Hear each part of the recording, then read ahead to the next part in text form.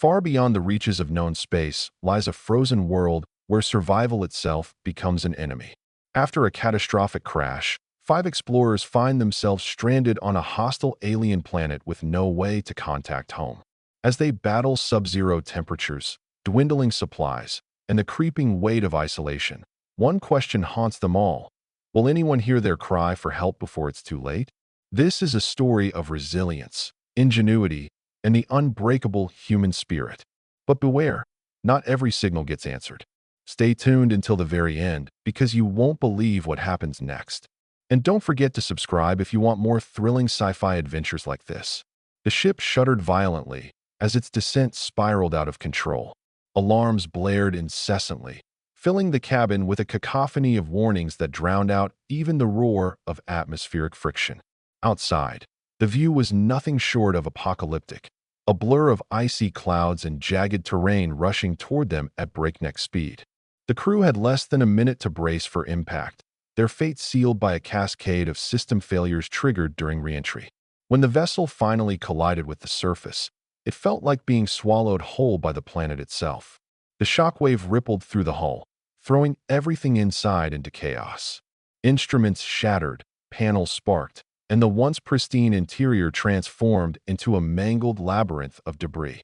When the dust settled, or rather when the biting cold seeped through the cracks, the survivors emerged from the wreckage, dazed but alive. They stood amidst the remnants of their spacecraft, surrounded by an alien landscape unlike anything they'd ever seen. Towering spires of ice stretched toward a blood-red sky, their surfaces glinting ominously in the weak light of a distant sun.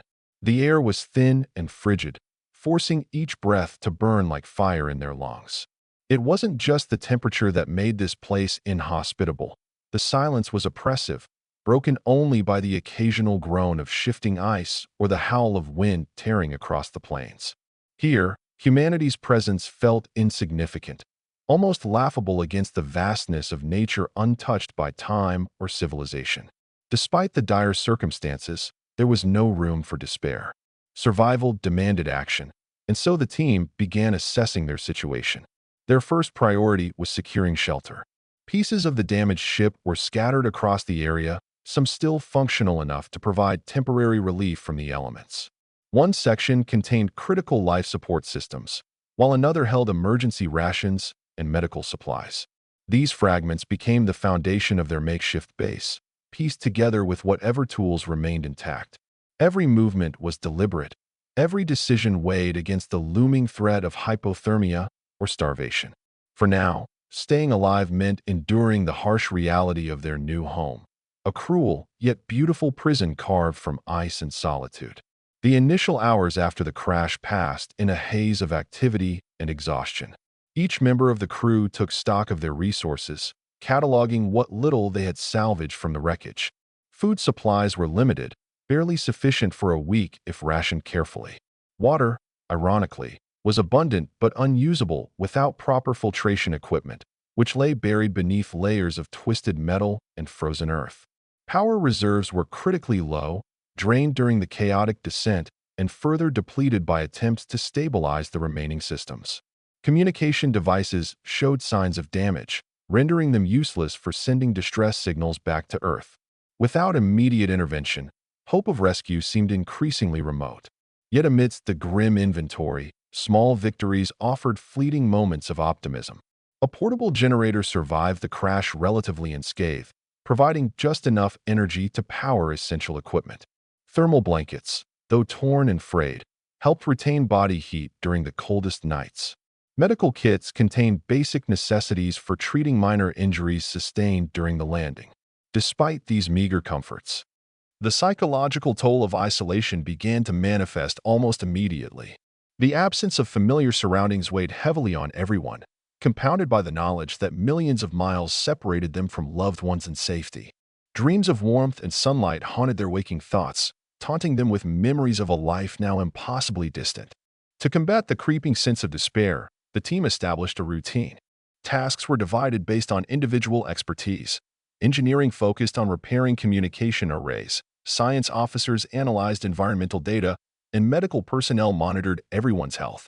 Even mundane chores like organizing supplies or clearing snow from the makeshift shelter served a dual purpose, keeping hands busy and minds occupied. Still, the monotony of daily existence gnawed at their resolve. The endless expanse of white stretched endlessly in every direction, offering no landmarks or distractions to break the monotony. Time blurred together, measured only by the slow rotation of the planet and the gradual depletion of their dwindling resources. As days turned into weeks, the true challenges of their predicament revealed themselves in full force. Temperatures plummeted to levels that defied comprehension, testing the limits of their insulated suits and shelters. Storms rolled in without warning, blanketing the landscape in thick sheets of snow and reducing visibility to near zero. During these episodes, venturing outside became a death sentence, forcing the team to huddle together in cramped quarters and wait out the fury of the elements. Inside, tension simmered beneath the surface, exacerbated by claustrophobia and the constant pressure of survival. Small disagreements escalated quickly, fueled by fatigue and frustration. Patience wore thin, and tempers flared, threatening to fracture the fragile unity holding them together. Beyond interpersonal conflicts, the environment posed its own set of dangers. Beneath the seemingly solid crust of ice lurked hidden crevasses capable of swallowing entire sections of the terrain without warning. Venturing too far from camp risked falling into these treacherous voids, leaving no chance for recovery. Wildlife, if such a term could be applied to the strange organisms glimpsed occasionally, added another layer of uncertainty. Strange tracks appeared overnight around the perimeter of their base, suggesting the presence of creatures adapted to the extreme conditions. While none had approached directly, the mere thought of encountering something unknown and potentially hostile kept everyone on edge. Amidst these mounting threats, progress toward establishing communication with Earth remained agonizingly slow. Efforts to repair the damaged transmitters yielded mixed results, often requiring multiple attempts before any semblance of functionality returned. Static-filled transmissions hinted at faint responses from orbiting satellites, but clarity eluded them, leaving open the possibility that they were merely hearing echoes of their own signals bouncing back. Hope flickered like a dying flame, sustained only by sheer determination and the refusal to give up entirely. Every setback felt like a step backward, yet quitting was never an option, not when failure meant certain doom. The fourth week on the planet marked a turning point, not for the better, but in the way it forced the crew to confront their mortality. Supplies were dwindling faster than anticipated, and rationing became an exercise in calculated desperation. Each meal was a reminder of how little they had left, each sip of water a conscious decision to prolong survival by another hour. The generator, their lifeline to warmth and functionality, began showing signs of strain. Its hum, once steady and reassuring, now faltered intermittently, leaving them shivering in the dark during its unpredictable outages. Morale plummeted as the reality of their situation sank deeper. The initial adrenaline-fueled determination gave way to exhaustion, both physical and mental. Sleep became elusive, plagued by nightmares of freezing to death or being abandoned forever. Even waking moments carried a surreal quality, as if the boundary between reality and delusion had blurred. One crew member reported hearing voices in the wind, whispers that seemed to call their names from the endless expanse of ice. Others dismissed it as fatigue-induced hallucinations, though privately, they wondered if the isolation was beginning to warp their minds. Amidst this growing despair, a glimmer of hope emerged not from external aid, but from within. A breakthrough came when one of the engineers managed to salvage components from the ship's navigation system, repurposing them to boost the range of their damaged transmitter. It wasn't much, but it was enough to send a faint signal into space, a digital cry for help encoded with coordinates and vital data about their condition. The act of doing something tangible reignited a spark of purpose among the team. For the first time in days, there was a sense of forward momentum, however fragile. Yet, even as they celebrated this small victory, doubts lingered. Would anyone receive the message? And if they did, could help arrive in time? Days stretched into weeks, and the signal remained unanswered. The silence from Earth, or rather, the void beyond, was deafening. Each attempt to refine the transmission brought new challenges: power shortages, equipment malfunctions, and the ever-present threat of environmental interference.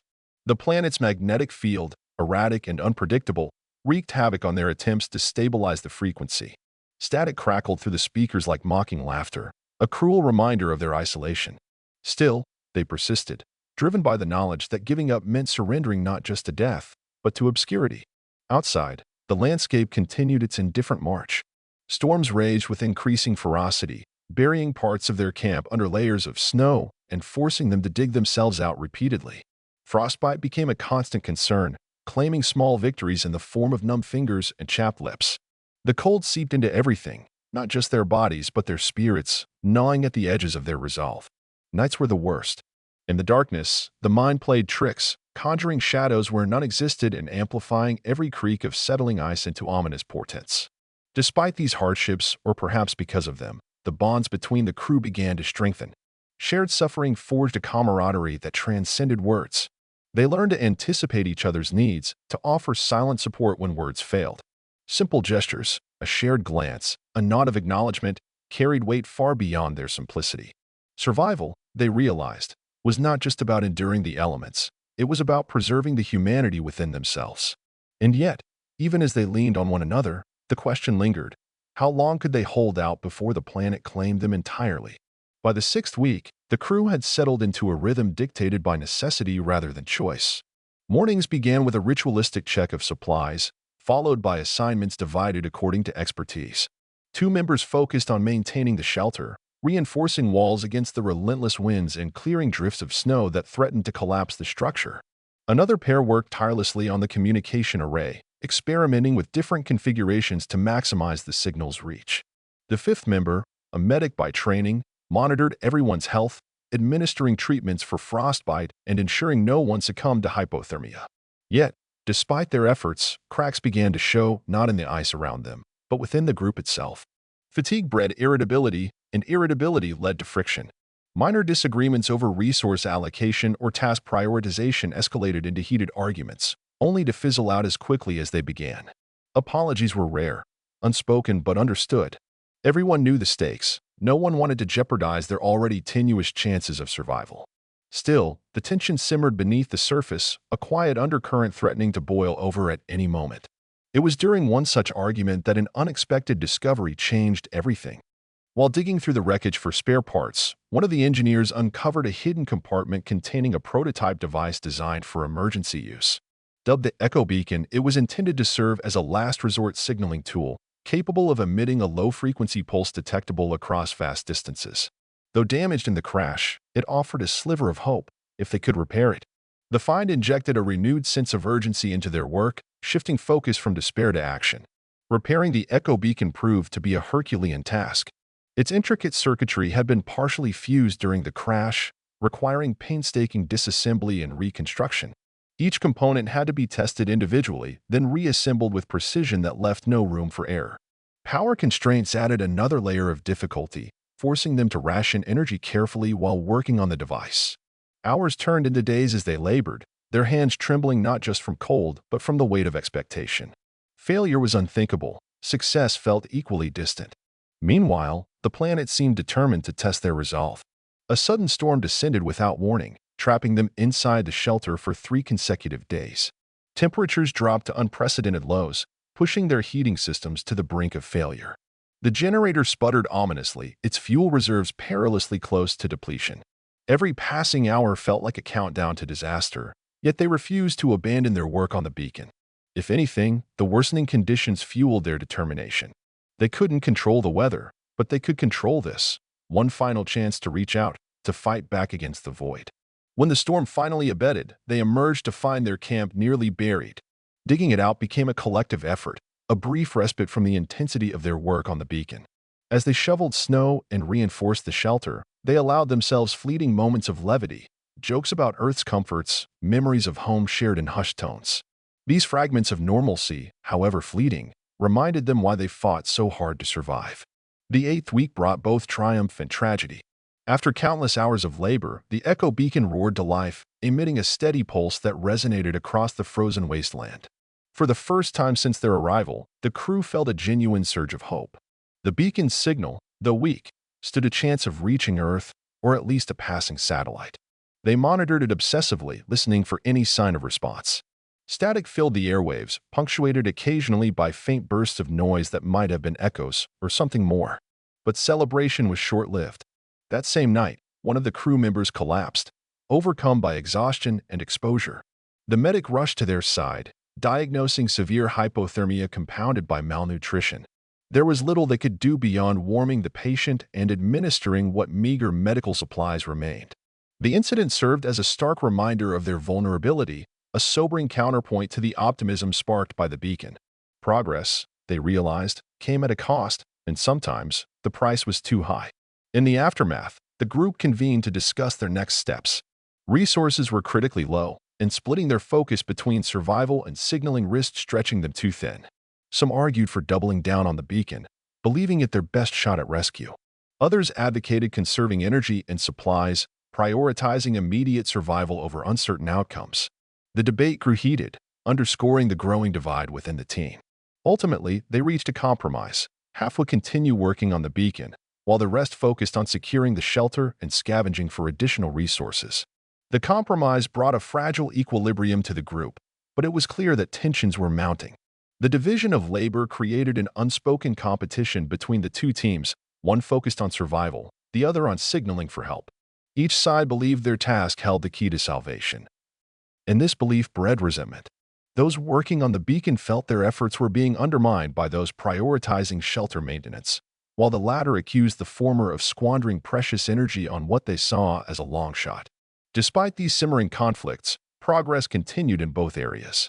The team assigned to the Echo beacon managed to improve its range slightly, using scavenged materials from the wreckage to enhance its power output. They monitored the device around the clock, straining to detect even the faintest hint of a response. Meanwhile, the survival-focused group discovered a nearby ice cave, which provided a natural windbreak and additional insulation against the biting cold. By moving some operations into the cave, they reduced the strain on their artificial heating systems and conserved fuel. Yet, the planet refused to yield easily. A sudden shift in weather patterns brought torrential snowfall, burying the entrance to the ice cave under several feet of compacted snow. The survival team worked tirelessly to dig it out, their muscles screaming in protest as they battled exhaustion and frostbite. Inside the shelter, the beacon team faced their own crisis when the generator failed completely, plunging them into darkness. For hours, they huddled together, relying on body heat to stave off hypothermia until repairs could be made. These setbacks tested their resolve, pushing them closer to the brink of despair. By the 10th week, the crew had reached a breaking point. Hunger gnawed at their stomachs, sleep eluded their weary minds, and the relentless cold seeped into their very bones. Yet, amidst the suffering, there were moments of quiet triumph. The beacon team detected a faint signal, a rhythmic pattern unlike the static they had grown accustomed to hearing.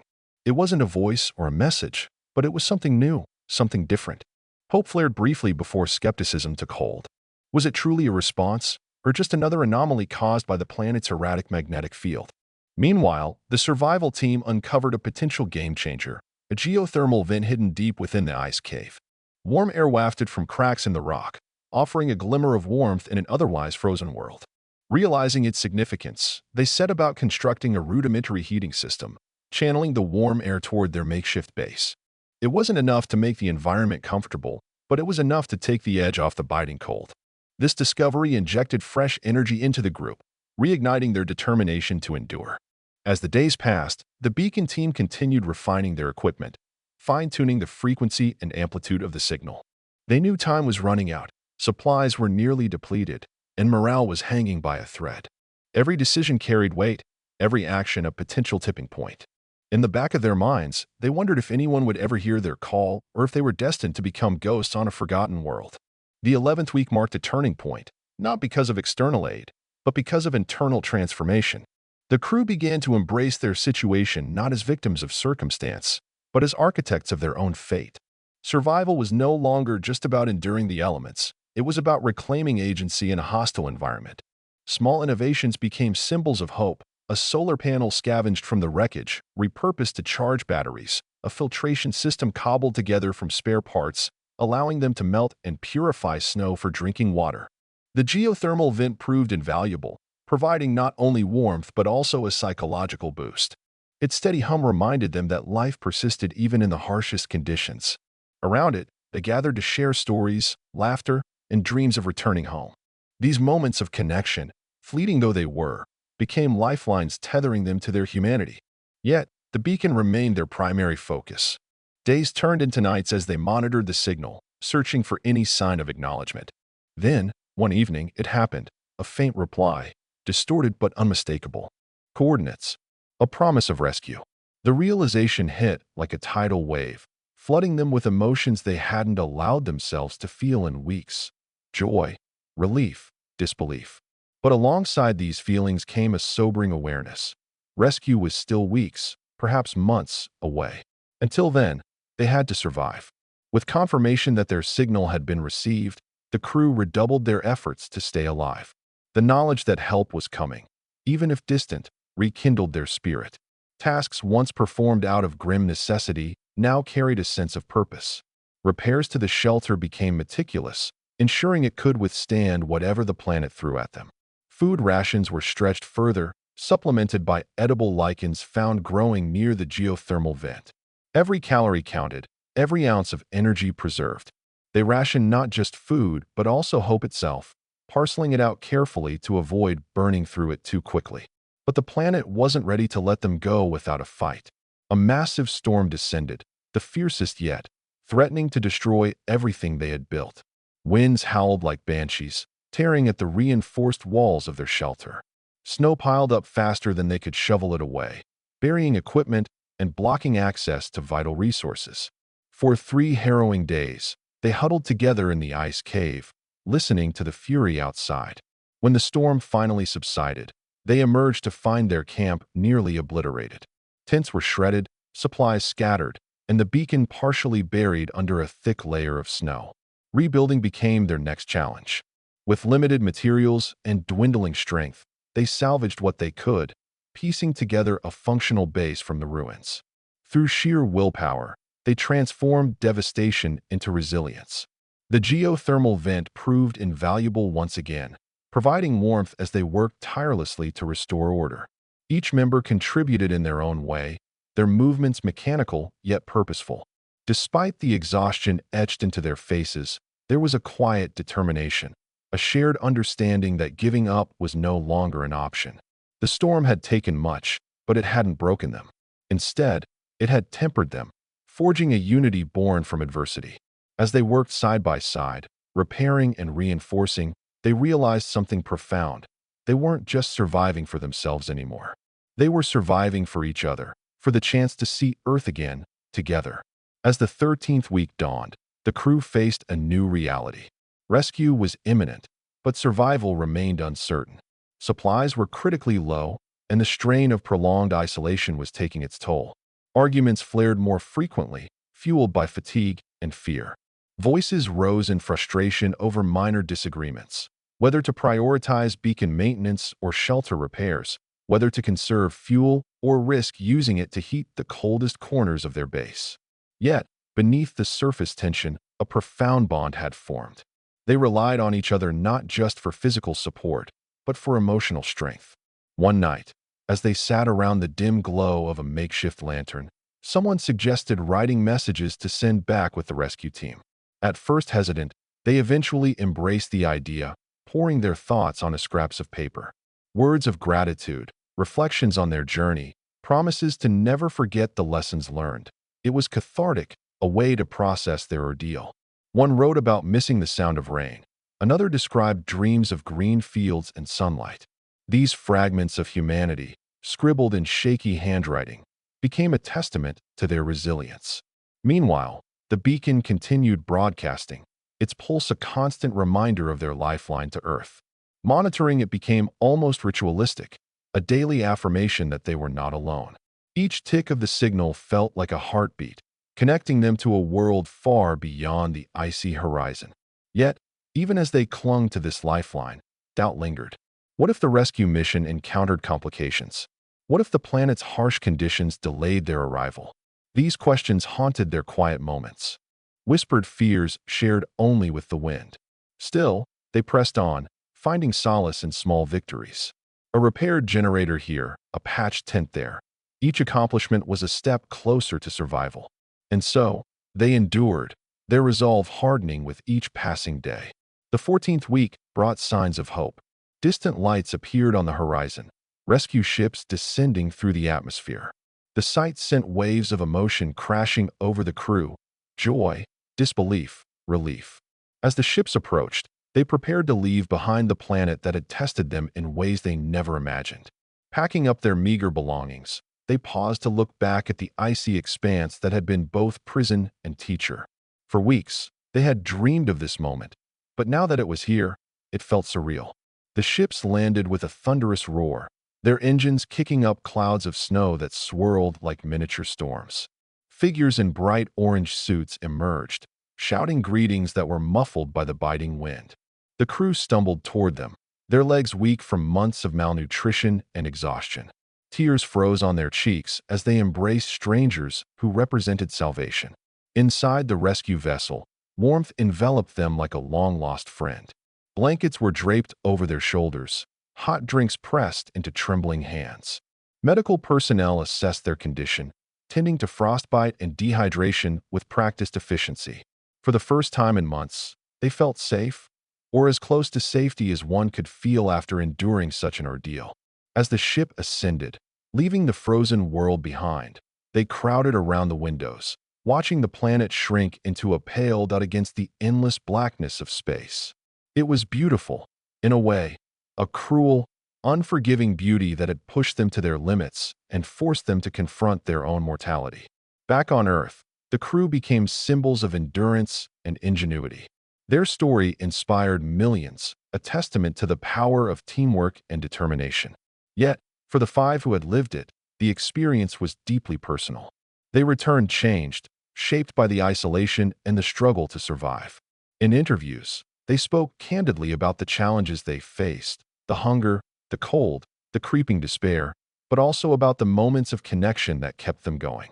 They recounted late-night conversations in the ice cave, shared laughter over improvised meals, and the unspoken understanding that they were all in this together.